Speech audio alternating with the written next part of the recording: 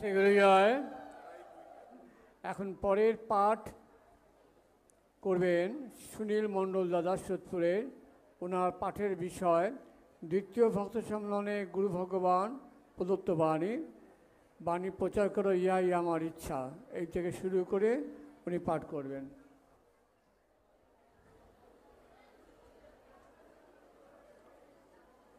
ওং অজ্ঞান তিমিরান্ধস্য জ্ঞানাঞ্জন শলাকয়া চক্ষুর্মিলিতং যেন তস্मै শ্রী গুরবে নমঃ। রত্ন সিংহাসনে আসীন আমার প্রাণের ঠাকুর শ্রী শ্রী গুরু ভগবানের রাতুল চরণে ভুলণ্ঠিত শতকোটি প্রণাম জানাই। প্রণাম জানাই মঞ্চে আসি বিভিন্ন সন্ন্যাসী বৃন্দ এবং ব্রহ্মচারী বৃন্দ। প্রণাম জানাই বিদগ্ধ ও গুণীজন এবং প্রণাম জানাই সম্মেলনে আগত সন্ন্যাসীবৃন্দের মাতৃমণ্ডলী এবং ভাতৃমণ্ডলীকে এবং শ্রী গুরুজয় সম্ভাষণ জানাই।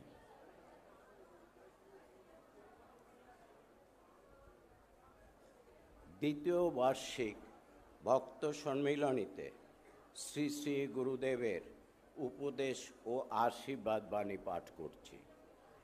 1367 সাল শ্রী গুরুজয় ওং নমো ভগবতে বাসুদেবায়।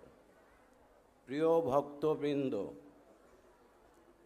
শ্রী গুরুজয় বড্ড কোলাহল হচ্ছে, দিদিদের কাছে অনুরোধ একটু কোলাহলটা একটু বন্ধ করবেন। প্রিয় ভক্তবৃন্দ, আজ আমাদের ভক্ত সম্মেলনের বার্ষিক অধিবেশন।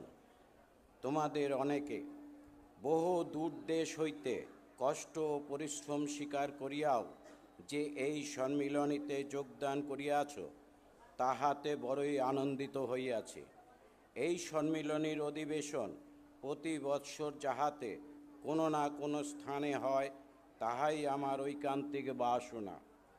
তোমাদের উৎসাহ, উদ্দীপনা, কর্ম প্রচেষ্টা ও অর্থ ব্যয় সাফল্যমণ্ডিত হোক, ইহাই শ্রী ভগবানের নিকট প্রার্থনা করি। তোমরা সকলেই অবগত আছো, বিগত বৈশাখী অক্ষয়া তৃতীয়ায় দিন শ্রীগুরু সংঘের প্রধান কার্যালয় এই স্থানে স্থানান্তরিত হইয়াছে, কিন্তু এখন সকলেই অপূর্ণ অবস্থায় আছে। আশা করি আমাদের সমবেত চেষ্টায় ইহাকে পূর্ণ রূপ দান করা হইবে। এই স্থানটি পূর্ণ তীর্থস্বরূপ। এই পথেই পতিত পাবনী গঙ্গা একদিন সাগরগামিনী হইয়াছিলেন। সুদূর প্রাচীনকালে এই পথেই মঙ্গল শঙ্খ ধ্বনিত হইয়া সুরধ্বনির মর্তে আগমন ঘোষণা করিয়াছিল। এই পথেই সাগর সঙ্গম এবং মহর্ষি কপিল মুনির আশ্রম। আবার এই গঙ্গার তীরে তীরে শ্রীচরণ রেণু দিতে দিতে কলির অবতার শ্রী গৌরাঙ্গ মহাপ্রভু সন্ন্যাস গ্রহণান্তর নীলাচলে গমন করিয়াছিলেন। জয়নগরের নিকট চক্রতীর্থ আজও মহাপ্রভুর নীলাচল যাত্রার নিদর্শন স্বরূপ রহিয়াছে। সুতরাং এই পুণ্যস্থানে তোমাদের মহামিলন ভবিষ্যৎ মঙ্গলী সূচনা করিয়াছে। ধর্মালোচনার জন্য মহা সম্মেলন বৈদিক যুগেও আমাদের দেশে হইয়াছে। বেদের ঋষিগণ বেদ বিজ্ঞান প্রচারের জন্য প্রতি মাসে একবার মিলিত হইতেন। বৌদ্ধযুগে এবং তৎপরেও এবম্বিত সম্মিলনীর অধিবেশন হইয়াছে। অতএব ভক্ত সম্মিলনী তোমাদের নিকট নূতন হইলেও এদেশে উহা নূতন নয়। ধর্ম প্রচারের জন্য ভক্ত সম্মেলনের প্রয়োজনীয়তা অত্যাবশ্যক। এই সম্মেলনের মাধ্যমে তোমরা দেশে দেশে শ্রীগুরু সংঘের বাণী প্রচার করো, ইহাই আমার ইচ্ছা। শ্রী গুরু জয়, শ্রী গুরু জয়, শ্রী গুরু জয়। এখন পরের ভাষণ বিশ্বনাথ দত্ত দাদা করবেন। তার বিষয় শ্রীগুরু সংঘ শ্রীগুরুর প্রাণ। সুতরাং সংঘকে প্রাণ দিয়া শ্রদ্ধা করিলে, ভালোবাসিলে বিশ্বরূপী শ্রীগুরু ভগবান তাহাকে রক্ষা করিবেন। এখন বক্তব্য রাখছেন বিশ্বনাথ দত্ত দাদা। শ্রী গুরু জয়, শ্রী গুরু জয়, শ্রী গুরু জয়। সর্বপ্রথমে মঞ্চে রত্নসিংহাসনে উপবিষ্ট আমার পরমারাধ্য শ্রী শ্রী গুরু মহারাজের রাতুল শ্রী চরণে আমার শতকোটি প্রণাম নিবেদন করি এবং তৎপর মঞ্চে আসীন সংঘপ্রতীক দাদাগুরু নিগমানন্দ পরমহংসদেব, বৃন্দারানী মহারানীকে এবং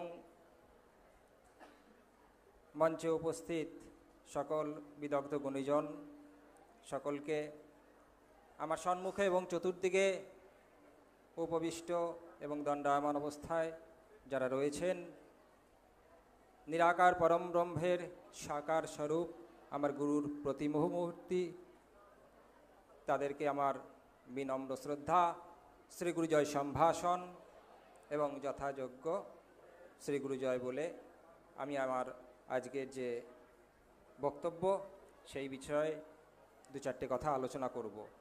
সময় খুবই সীমিত, তাই সম্পূর্ণ বিস্তারিতভাবে হয়তো হবে না, ঠাকুর যেটুকু বলাবেন চেষ্টা করব। আমার বক্তব্যের বিষয় শ্রীগুরু সংঘ শ্রীগুরুর প্রাণ। সুতরাং সংঘকে প্রাণ দিয়া শ্রদ্ধা ভক্তি করিলে, ভালোবাসিলে বিশ্বরূপী শ্রীগুরু তাহাকে রক্ষা করিবেন। বিষয়টির মধ্যে শ্রী শ্রী ঠাকুর আমাদের দুটি জায়গা পরিষ্কার করে দিলেন। একটি হচ্ছে তিনি পরিষ্কারভাবে আমাদেরকে বুঝিয়ে দিলেন যে আমরা, অর্থাৎ এই যে মনুষ্য আমরা যারা রয়েছি, যে হিউম্যান বিইংস, আমরা আমাদের নিজেদের অস্তিত্বকে রক্ষা করতে সমর্থ নই। কারণ নিজের অস্তিত্বকে রক্ষা করার জন্য যে জ্ঞান তা আমাদের প্রাপ্ত হয়নি, আমরা করতে পারিনি, নিজের অলসতাবশত বা অজ্ঞানতাবশত। তার জন্য কি করেছি আমরা?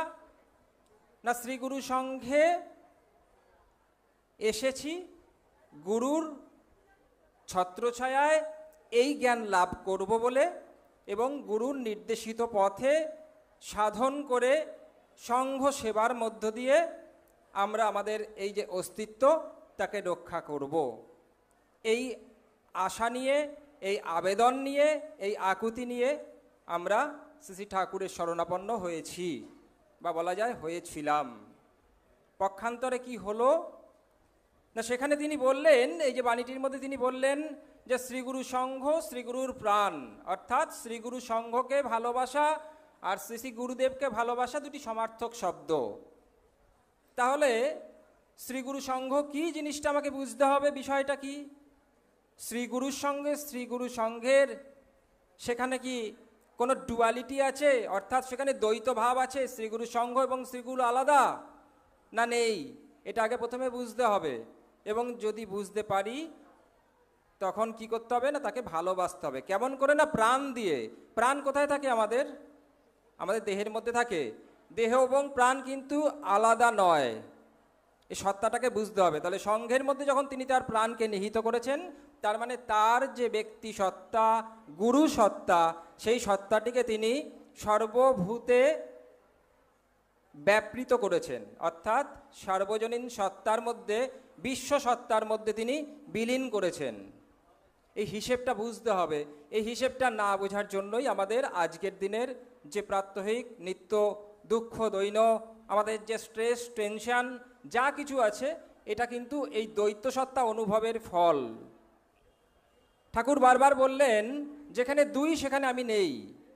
অর্থাৎ দুই মানে ডুয়ালিটি যেখানে আছে, অর্থাৎ দ্বন্দ্ব যেখানে আছেন, তিনি দ্বন্দ্বাতীতং। প্রণাম মন্ত্রে আমরা বলি যে দ্বন্দ্বাতীতং, অর্থাৎ এই দ্বন্দ্বের ওপরে উঠতে হবে। কাদের জন্য বললেন? তিনি তো দ্বন্দ্বাতীতং, তিনি গগনসদৃশং, তার প্রয়োজন নেই। আমাদের জন্য বললেন, সাধনটা আমাদের করার বিষয়। তাহলে এই ডুয়ালিটির উপরে উঠতে হবে, এটা অভ্যাসের বিষয়। অভ্যাস কী করে হবে?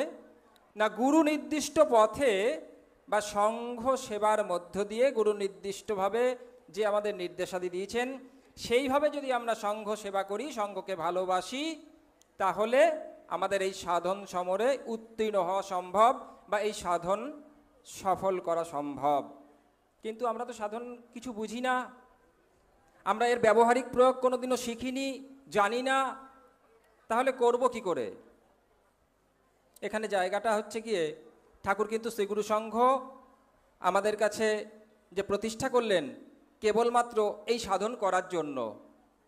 শুধু দীক্ষা নিয়ে এদিক ওদিক ঘুরে বেড়ালাম, ভাতৃসঙ্গ মাতৃসঙ্গ করলাম, উৎসব অনুষ্ঠানে যোগ দিলাম, ব্যাস আমার কাজ শেষ।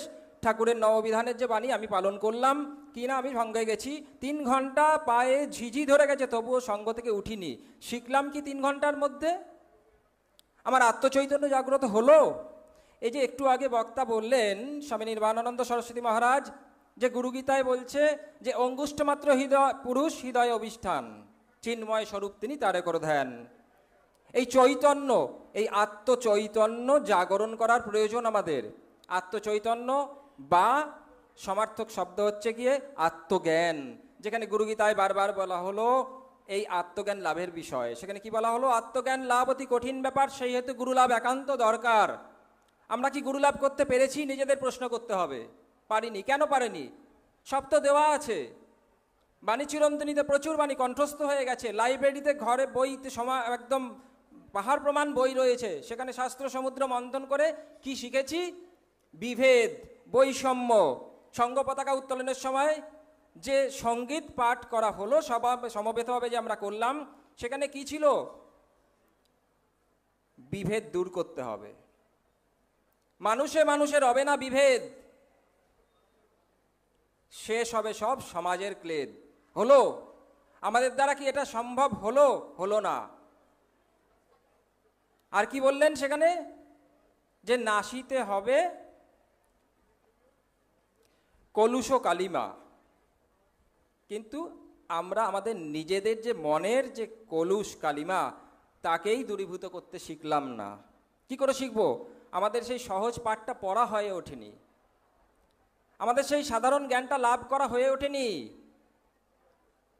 গুরুকে প্রণাম মন্ত্রে বলছি নরাকার পরম ব্রহ্ম, অর্থাৎ নিরাকার পরম ব্রহ্ম যিনি সর্বভূতে বিরাজিত, তিনি নররূপ ধারণ করে নরাকারে পরম ব্রহ্ম আমরা প্রণাম মন্ত্রে বলছি।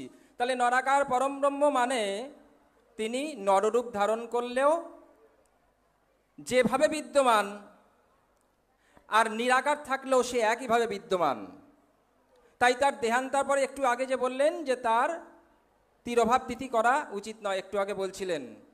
তো আমাদের এই যে খণ্ড খণ্ড যে ধারণাগুলো, ভ্রান্ত ধারণাগুলো নিয়ে আমরা সেই ভ্রান্ত ধারণার বশবর্তী হয়ে রয়েছি, এবং শাস্ত্র সম্বন্ধে আমাদের যে অজ্ঞতা, তার জন্য আমরা এই সাধনের জায়গাতে পৌঁছাতে পারছি না। তো সেখানে পৌঁছানোর জায়গা কি?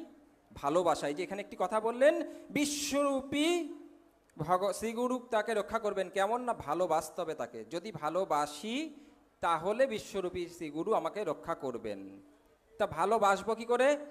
ভালোবাসাটা জানতে হবে। প্রথমে শুরু করতে হবে নিজেকে দিয়ে ভালোবাসা।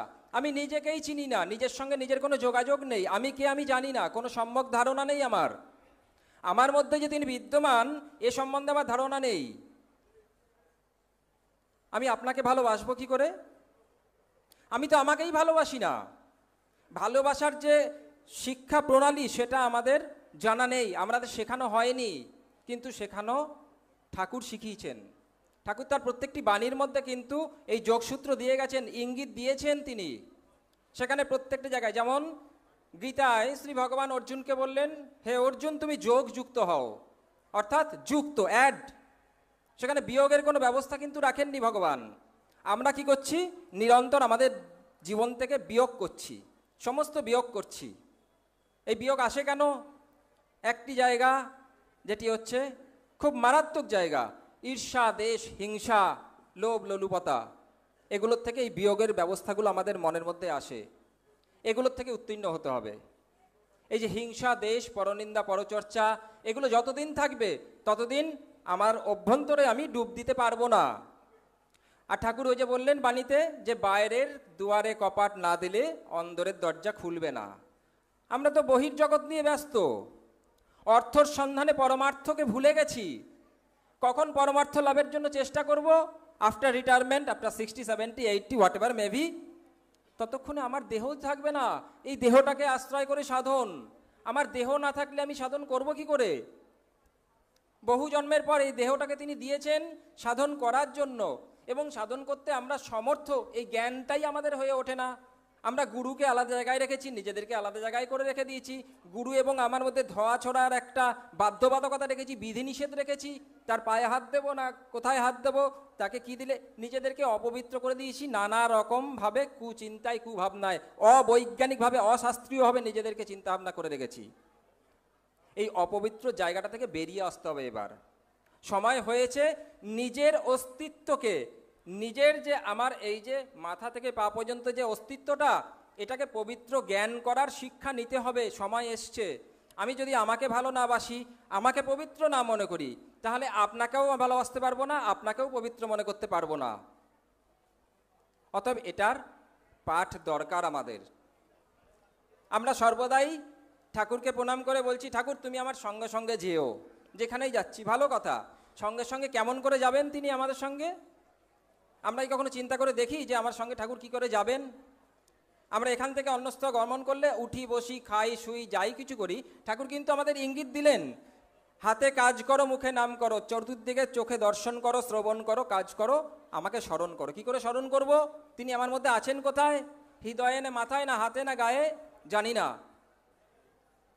আমি যেখানেই যাই আমার সঙ্গে একমাত্র যায় কি?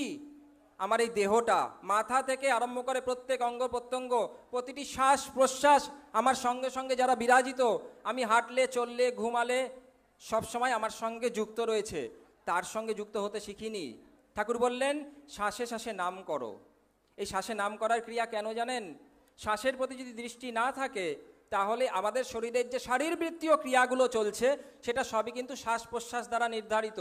এই যে হার্টবিট চলছে, পালস চলছে, শুধু হার্টবিট নয়, আমার দেহের প্রত্যেকটা অণু পরমাণু সবসময় এই সংকোচন এবং প্রসারণ হচ্ছে, এবং এই সংকোচন প্রসারণের ফলে কিন্তু আজকে আমার এই অস্তিত্বটা রয়েছে।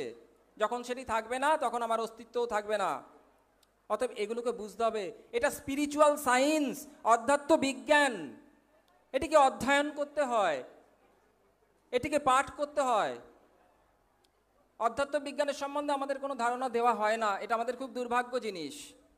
আমরা থিওরিটিক্যাল পড়ি, বাট প্র্যাকটিক্যাল কোনো ইমপ্লিমেন্টেশন নেই, ব্যবহারিক প্রয়োগ নেই। দেখবেন কোনো স্কুল, কলেজ, ইউনিভার্সিটিতে যদি থিওরিটি জ্ঞান থাকে, মানে সেখানে পাঠ করানো হয় এবং সেখানে ল্যাবরেটরি না থাকে, তাহলে কিন্তু ছাত্ররা কিন্তু সেই জ্ঞান লাভ করতে পারে না।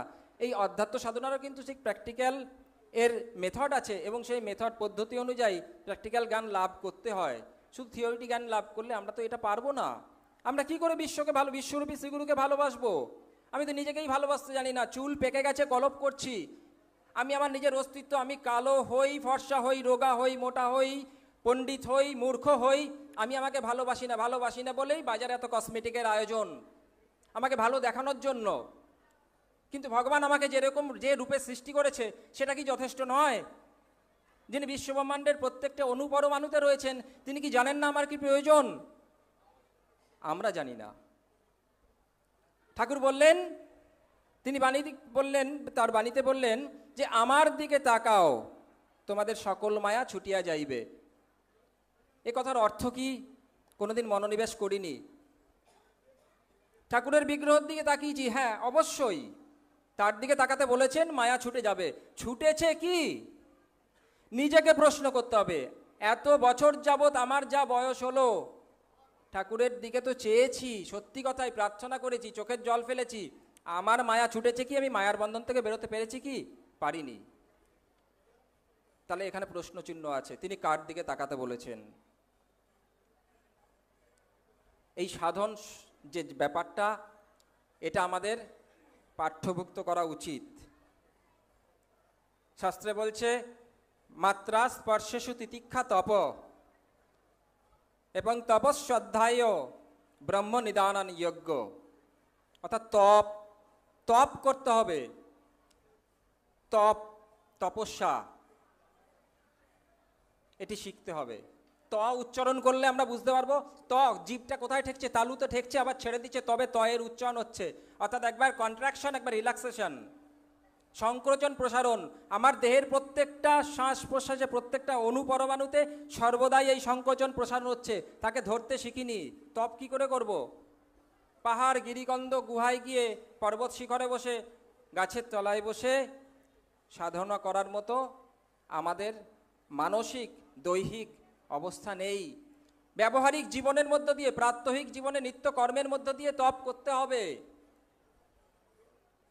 বললাম, মানে হচ্ছে গিয়ে স্থির হওয়া।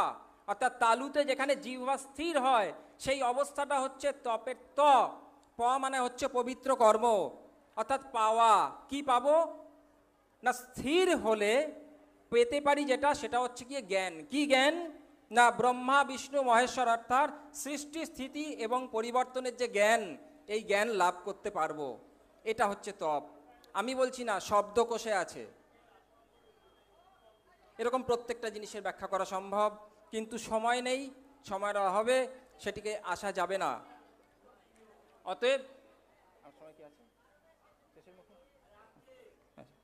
আচ্ছা, তো যেটা বলছিলাম যে আমরা নিজেকে না চেনার কারণে যেটা হয়ে যাচ্ছে, আমি আমাকে ভালোবাসছি না, শ্রদ্ধা করছি না, যার জন্য আমি আমার নিজের মধ্যে যে আমার ভগবৎ সত্তা বা আমার মধ্যে যে ভগবানের অস্তিত্ব রয়েছে, তার বিদ্যমানতা রয়েছে, সেটিকে স্বীকার করছি না।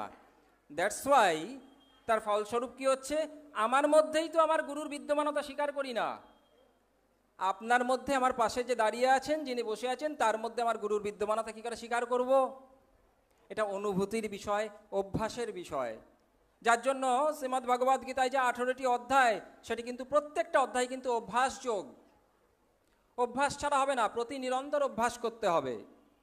কি অভ্যাস না? আমার মধ্যে কেবলমাত্র তিনি আছেন, সর্বভূতে কেবলমাত্র তিনি আছেন। গড ইজ অলমাইটি, অনলি পরম ব্রহ্ম can exist, god is all in all, এছাড়া কিচ্ছু নেই। সর্ববস্তুতে, সর্বকিছুর মধ্যে শুধুমাত্র তার বিদ্যমানতা, তিনি ছাড়া আমি নেই। আমার আচার ব্যবহার, চাল চলন এবং আমার যে অনুশাসন, তার মধ্যে আমাকে খেয়াল রাখতে হবে কি না? ঠাকুরের সেই বাণী, তুমি প্রভু আমি ভৃত্য। অর্থাৎ একমাত্র তুমি সব কিছুর মধ্যে আছে, আমি খালি সেবার জন্য। আর আমার অন্তরের গভীরে যে সত্যটাকে উপলব্ধি করতে হবে, সেটা কি?